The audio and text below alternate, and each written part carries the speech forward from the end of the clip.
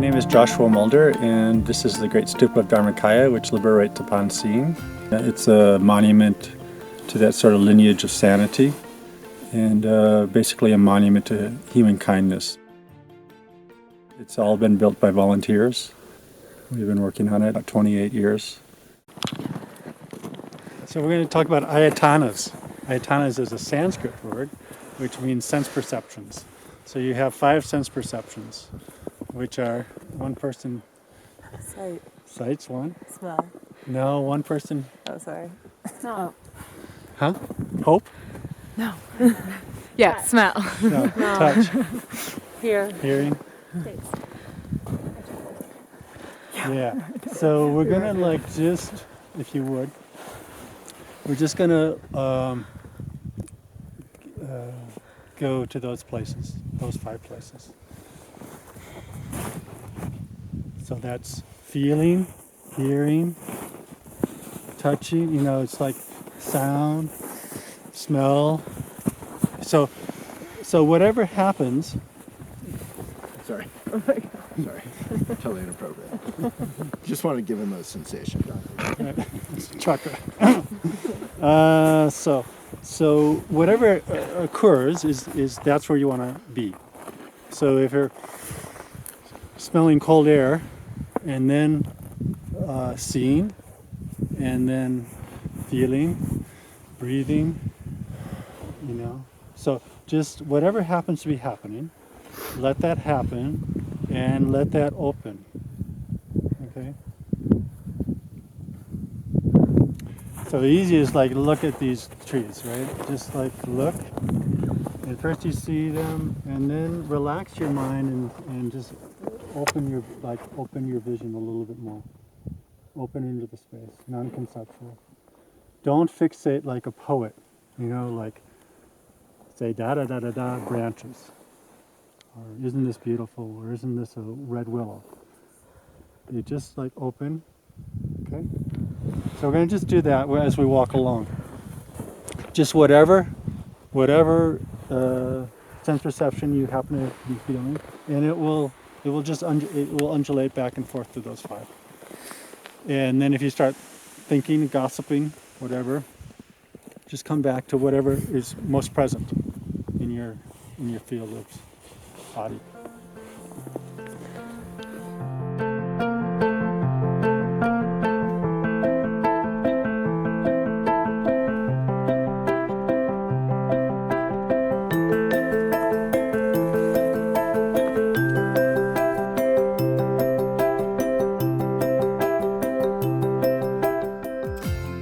So this is a spot where I was with a couple of Feng Shui masters, and they had these 2 compasses, one a regular compass and one a Feng Shui compass. And just at this spot, they both started spinning. And the guy said, "Whoa, never saw this before." Wow. So I don't know. Right here? Right here, yeah, right here. So I put these rocks here. But so this is a stupa, and then over here is a torii gate to the Kami shrine. It's up in that valley, and she's this Amiterasu. Kami is the sun goddess. So it'd be a nice place to visit too. Yeah, we'll come up. Yeah. Welcome to Greater Fort Collins. They have buses come up with old folks all the time. Impressive and out of place in so many ways. But when we first started they wouldn't let us. The building inspectors wouldn't let us build it. Really? And so we put up a big red balloon as high as the top of it, and we drove up and down the public road and proved that you couldn't see it from the public road. So then eventually they said, okay, you can build it, but you have to build indigenous material. So they wanted it to be like this log cabin. Right. So then we had to go through that whole thing. So it was a lot of. When we built it, it was actually the tallest building in Larimer County, Fort Collins. So when I was designing this landscape, I got to this point I didn't have time to actually do anything, so I just cast a lotus petal. And I thought people could burn incense or do something here. But actually people just started leaving offerings and necklaces. And we clean it off every couple of months, and then they just keep bringing more stuff. So it's amazing what people happen to have in their pockets. And So in Sanskrit, means stupa means heaped up, piled up, and it's generally a pile, or in Japanese, it's the 5 precious substances, which are earth, water, fire, wind, and space. And so this is sort of a self-arising heap, and Tibetan, this is called a choten. Choten, this is in particular labab choten, means descending from Tashita heaven, place of offerings. So choten is the same as stupa, and it means a place of offerings. So this is sort of a self-arising North American stupa, place of offerings. And in ancient India, what they do is they'd actually take off their necklaces and hang them on the fences around the temples. And so I didn't think Westerners ever do that. So I actually, when we got there, maybe I'll remember, and I actually have thousands of necklaces carved into the concrete. The third dignity, so we had sort of mindfulness, and then we had sort of going beyond doubt about one's basic sanity, basic goodness. And the third dignity, which is space.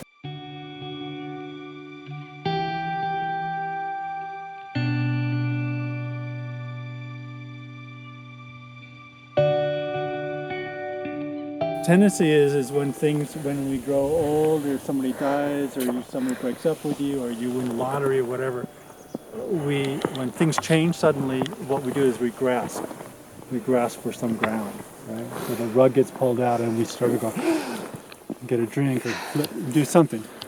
So in this case, what you do is you actually are enticed and exhilarated by space rather than freaked out by space.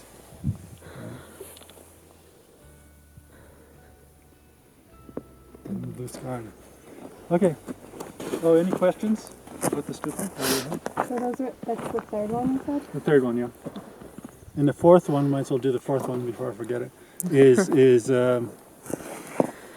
is being completely in harmony with the seasons or in the nature or whatever, being in the dance of the energy of whatever's happening. And the image there is a dragon, and it's called outrageousness. So it's and these are 4 dignities to lead you to a state of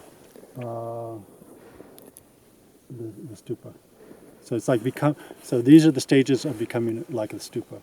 So the stupa is your heart that's radiant. So the whole white basis of the stupa is one's basic purity. So it's your pure nature. And then from that pure nature comes authentic presence, or radiance. And so that's symbolized by all the color and all the gold leaf.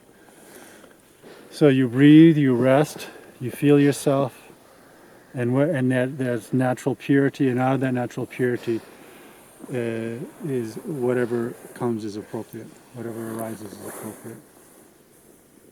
So you start, and then you give.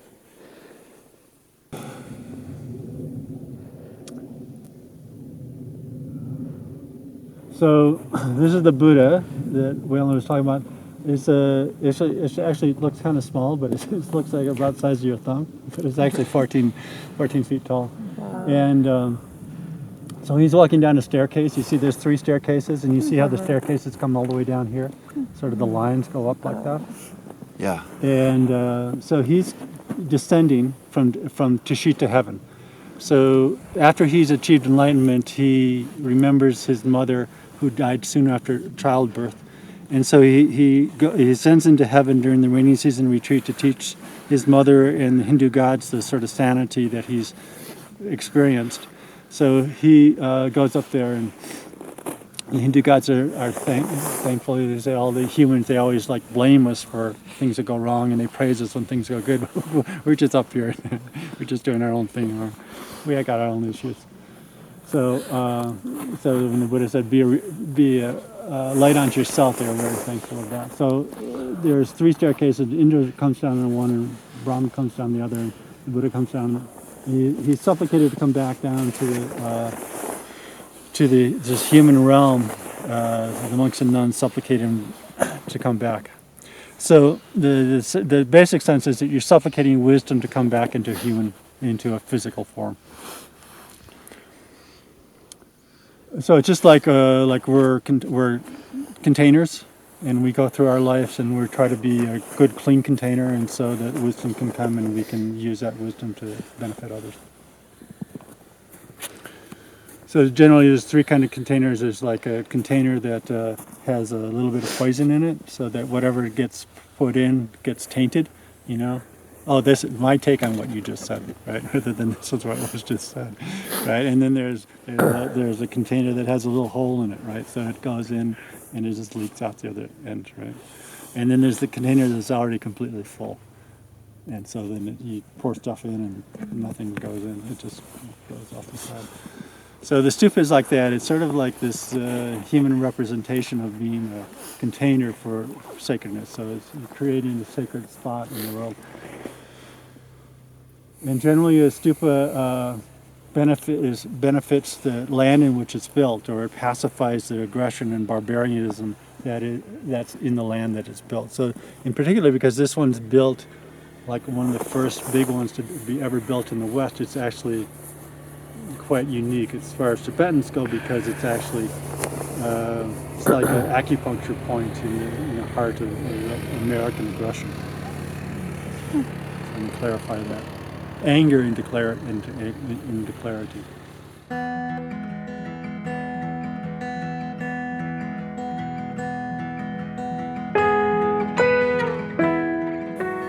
So it's a circle, and sometimes the circle, in a negative sense, the circle means that you have addictive thought patterns, and you just regurgitate them and run them around and run them around and run them around.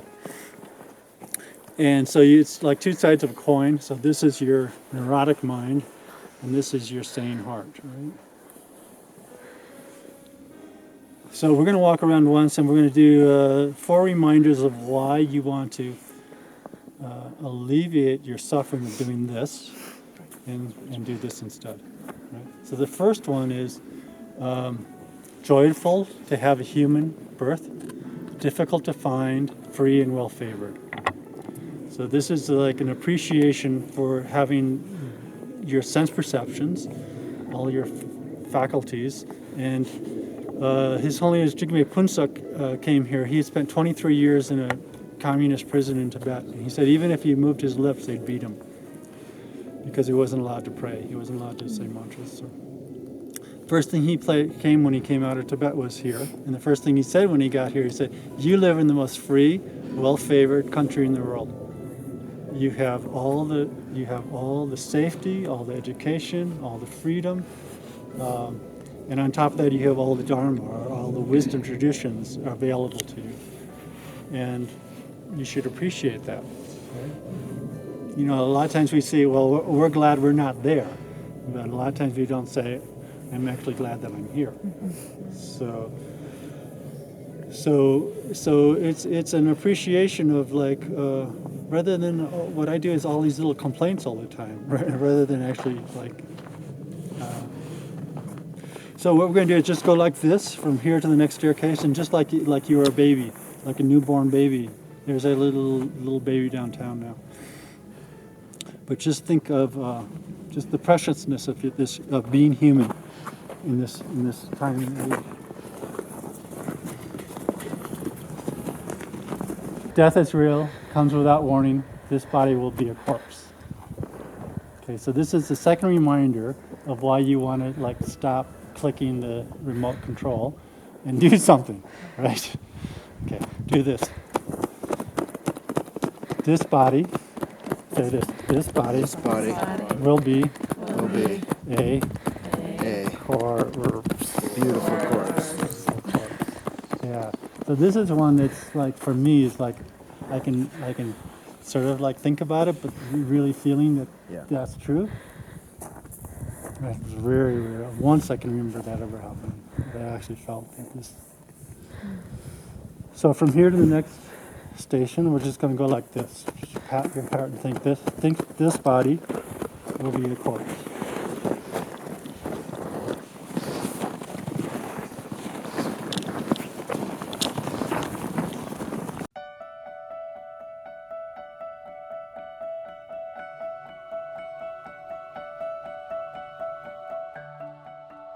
So the third one is the inalienable law of karma, or cause and effect. So this just means that if you have a thought and you feed that thought, it becomes an emotion. And if you feed that emotion, it becomes an activity. And you feed that activity, it becomes your life, basically. I bet. And then it's the world. You know, you've created the world. So you know, if you decide, okay, I just want to keep regurgitating this aggression I have over and over again, and having no sense of space about it, then that's what you're you know, like. You know, Tom Rinpoche said in terms of like reincarnation, like if you're an angry person today, you'll most likely be an angry person tomorrow, right? So if you don't deal with your passion, your aggression, your ignorance today, that's what reincarnation is. You're perpetuating that energy. So in karma, there's like two kinds of karma. There's one is iron, like an iron chain, which is bad karma, and then there's a golden chain, which is like good karma. But they're both weighing you down, you know, whether you're doing great things or not. So any kind of like tweaking reality is karmic, is creating karma. Trying to negotiate your way through the world. Yeah. So like this gate here is the gate of compassion. And compassion is one of the ways you get to your heart. Right? So the doorway to your heart is through compassion. And you can see one of the amazing statues that Joshua made behind the glass. So sometimes you could draw a picture like this, like a circle, right? So there's a little piece of looks like that. So basically, if you're sane, that is an avenue of communication, a window, and it's a way of communicating the way.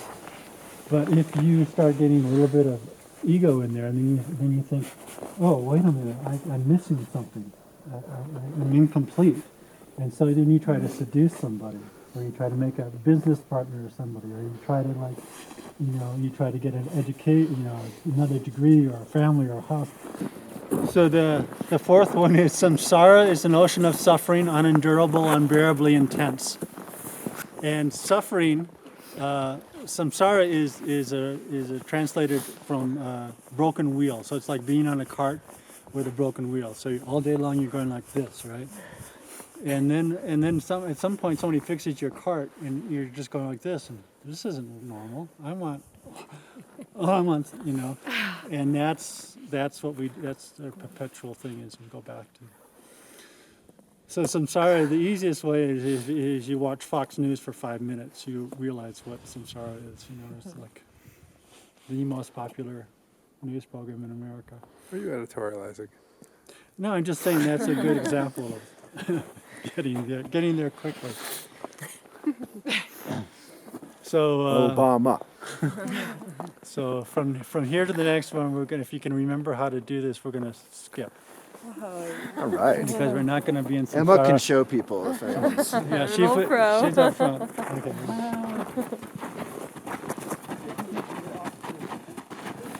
The easiest way out of confusion is humor. Like that. I got it. I think so. And what did you say back there? You were saying what samsara is? The definition of samsara? It means a broken wheel. So it's being on a cart with a broken wheel. It's habitual patterns. But you're saying that the familiarity of the broken wheel actually wants to bring you back to that? Right. That's kind of what you're trying People are to attached say. to their suffering. Right. They think that that's normal. Right. Like, if you're in a good relationship, you're like, something's missing, I'm not happy, I need the drama, I need the up and down. It's cultural. Dave?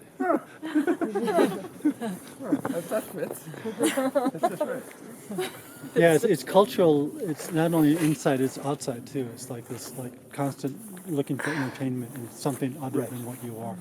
You know, it's looking outside for sanity rather than feeling inside out. Boring. So this is right, and it's very boring. This is very boring compared to this, right? Yeah. So this is duality. Yeah. Is that? This is hope. Yeah, sorry. I'm so sorry. I'm really sorry. I'm much sorry. Just how sorry are you? So polite. I didn't want to interrupt. No, go ahead. I was just gonna ask if that's the same thing as a cocoon, or like you're protecting yourself almost. Yeah, yeah. It's protecting yourself with what's familiar, and so it gets kind of smelly inside the little cocoon. That's like that circle you're talking about. You cover yourself in wealth or cars or houses or Yeah, you're looking for something to like protect Sex or your whatever. territory. Yeah. The duality is hope and fear, like loss and gain, fame and disgrace, Warm and cold. warm and cold. us Yeah. versus them. Yeah, and duality creates division, creates conflict, creates drama. It's just regular living. Opera. Yeah, this is our soap opera life. Oh, yeah, That is very entertaining, yeah. you know. And if you're sort of in meditation and there's nothing happening, you sort of juice something up to make something happen, so that you have something to talk to yourself about. Professor Mulder. Yeah. So could you talk about hot and cool boredom? We've talked about it a little bit, some of us, but because boredom is actually a really powerful gateway that none of us walk through ever, if we can help it. In Western society particularly, but maybe modern society generally. Yeah, it's like you trying to, like, I don't have anything else to say. So doesn't that start getting irritating that I'm not talking anymore? I'm so You're talking. too friendly about it. But like, he's being serious. Like, you would go in for meditation instructor with someone, and they, you know, it's like therapy, but it's like the Buddhist version. And the Buddhist version is they're not there to work on your problems or anything. They just kind of like bow, and then they smile at you, and then they stop smiling, kind of, and they're just like.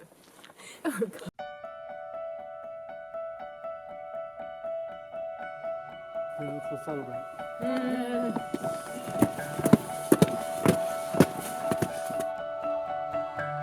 Season, it's winter. It's like this. It's crisp. It's like the sound is very crisp because it's not absorbed. It's very clear. It's very so it's very precise energy, and it's like if you're driving and and you're kind of sleepy in the morning, and somebody beeps their horn and flips you with a finger, and all of a sudden you wake up, right? And all your sense perceptions are you're looking at the rear view mirror, you're making sure you're not endangering anybody, yourself. And so that's Vajra, that's clarity that is there. And then what happens is what I do is I say, I realize that this guy has just infringed on my territory. I say, fuck you, I pay my goddamn taxes. Like that, right? And the guy turns off in Loveland, and he's gone to Loveland. And I'm just right? And that's because there's some clarity, and you see the situation, but then you see that you have ego that you need to protect. And then that clarity turns into aggression. So again, it's the same energy. One's with ego, one's without. The season is fall, the quality of richness, quality of equanimity. So and it degrades into poverty. You know, poverty and so the quality is that you, rather than seeing the whole world as rich and celebrating everybody's richness, you start seeing that somebody else has something more than you do, and you feel poverty. Are you allowed to So the season, yeah, you can touch. This is like love it? This Yeah. color. the color is red. The season is springtime when all the bunnies are chasing the other bunnies and all the flowers are popping, and it's there's sort of this freshness and it's this compassion or this heat of interaction, and it degrades into grasping. You know, when you add the ego to it, then it's sort of like you don't have enough. And so you grab.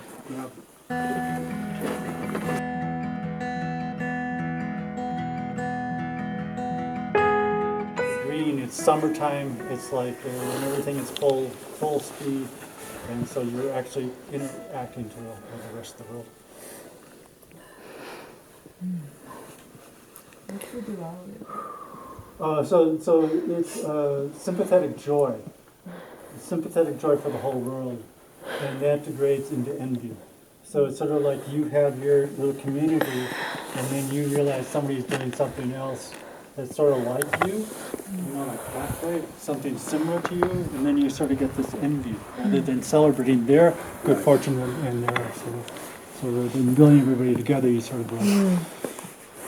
And so then you're always, like a person with this energy, you never see them front on, you always see them like this. They're always going to the next thing.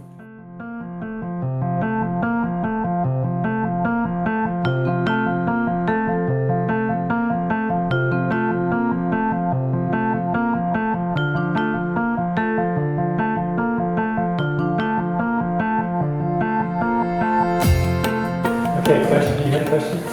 Oh, I was going to say, you mentioned, most people have scarves or something to cover up and you wouldn't breathe in. Is that what you were saying? I'll breathe out, actually. Breathe out. So what's the significance or meaning? Oh, it's just, so when you're doing when you're making these, say, so this is a sort of a sacred object. So these are small stupas, and each one has 8 little stupas on it, and they represent the 8 stages of the Buddhist life. And a little mantra, and each one has a little soching, a central life pole. So it's all cut from the same tree, and the soching looks like this is one that I'm making for a life statue. Goes inside. So this is this is the Brahmaranda. This is your central nadi that goes from your Brahmaranda to your Paranam, and it's got Om Ahom Pat Swaha. So it's Om, body, speech, mind, quality, and action. So when you're doing like yoga or you're doing exercise or you're doing stretching, a lot of that is just to sort of open up those inner knots, that energy. So when you talk to a doctor, you say, I have a gut feeling, or I have a neck cramp, or I have a heartache. Those aren't really medical terms. Those are like your emotional sort of sacred, subtle body energies. Butterflies in the stomach, yeah, things like that. They're all cut from the same tree, a 90-foot incense cedar tree. And the one up there is 54 feet tall. It's got 3,000 lines of prayers written on it, or mantras, in gold leaf. Wow. So this is the throne section, and this is the legs, and this is there's a big opening here, this in the heart center. And then sometimes, especially in Nepal, they'll actually paint eyes on this part of the That's like the crown up there. Yeah, and this is the crown, and these are different levels of realization. So this is the element of earth. We talked about those 5 elements. So this is the element of earth, yellow, Ragna, this gate, and the element of water, the vase, the element of fire, the element of wind, that lacy parasol that hangs down, and then the element of space, which is the sun and the moon at the very top. The truth is whatever alleviates suffering. And in particular, the king and queen of Shambhala met the Buddha in ancient India, and they had this kingdom. And they said, we really like your contemplative practices, but we have responsibilities, we have family, we have this subjects, and we have this whole country. And so what can you teach us? And he said, well, meet me in the Maravati Stupa, which is still a stupa in southern India. There's a stone stupa, rock stupa, it's solid. And so there's a mythological thing. And so the Buddha said, meet me in here in such and such date, which was about 2,600 years ago. And they came in, and when they came in, the Buddha was teaching, and what he taught them was this mandala that's on the ceiling. And this is the Kala Chakra mandala. This is Kala Chakra is dark blue, and the female aspect is yellow.